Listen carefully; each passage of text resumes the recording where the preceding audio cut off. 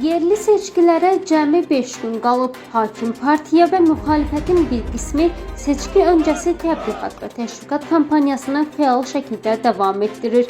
Müxalifətin müəyyən hissəsi seçkilərdə iştirak etsə də, əsas siyasi qruplar 4 oktyabr seçki günü əhalini mitinqə çağırır. Bundan başqa müxalif siyasətçi Pata Burculadze və Vahid Milli Hərəkat Partiyası həmin gün dinç inqilab ideyasını gündəmə gətirirlər. 4 ოქტომბერს დღის 4 საათზე ვიკრიბებით რესპუბლიკის მოედან. Parlament üzvü Zaur Darğallı isə bizimlə söhbətində ölkədə çevrilişin mümkün olmadığını vurğulayıb və vətəndaşları müxalifətin çağırışlarına qoşulmamağa səsləyib. O həmçinin xəbərdarlıq edib ki, qanun pozuntularına yol verən şəxslər müvafiq məsuliyyət daşıyacaqlar. Biz bilirik ki, Marniulidə də bizim icmamızda da radikal müxalifətin müxtəlif nümayəndələri hər zaman çalışırlar ki, buradan əhalidən insanları o mitinqlara apararlar, öz radikal nümayişlərində istifadə edərlər.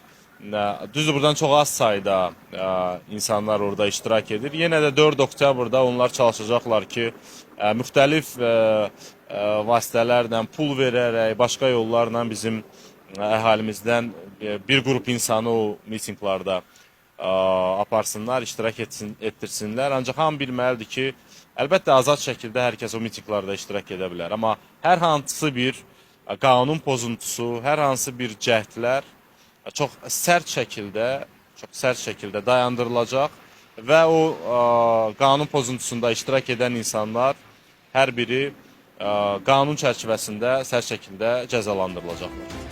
Gürcü Arzusu Partiyasının Marniuli qərargahının sədri Amiran Giyorgadze isə müxalifətin 4 oktyabr çağırışlarına münasibət bildirərək müxalifətin konkret nəyə çağırdığını bilmirəm, amma biz hər kəsi sülhə çağırırıq deyib. Təkcə dünənki görüş deyil, biz bütün inzibati vahidlərdə çox yaxşı görüşlər keçirdik. Əhalinin əhval-ruhiyyəsi onu göstərir ki, onlar ölkədə sülhə və sabitliyin qorunmasına səs verməyə hazırdırlar və bu da bizə imkan verir ki, ölkənin iqtisadi inkişafı, bütün ehtiyaclar və problemlər vaxtında həll olunsun. Biz əlbəttə kənddə hansı məsələlərin həll olunmalı olduğunu çox yaxşı bilirik və buna görə də gələcəkdə bütün komanda olaraq bu problemlərin operativ həlli üçün hazırıq. Müxalifətin bilmirəm, dinc devirmə yoxsa qarşılıq elan etməsi isə çox pis və yanlış yanaşmadır. Biz isə elan edirik ki, seçkilər sakit şəraitdə, azad və demokratik şəraitdə keçiriləcək. Hər bir seçicinin öz seçimini etmək imkanı olacaq və bunun üçün bütün şərait yaradılacaq. Əhalimizə müraciət edirəm ki, 4 oktyabrda fəal olsunlar, seçki məntəqələrinə gəlsinlər və ölkənin inkişafına, sülhə və sabitliyə səs versinlər. Biz əminik ki, komandamız Gürcü Arzusu Partiyası yerli özünü idarə etmə seçkilərində böyük üstünlüklə qalib gələcək. Qeyd edək ki, Gürcüstanda yerli özünü idarə etmə seçkiləri 4 oktyabrda keçiriləcək.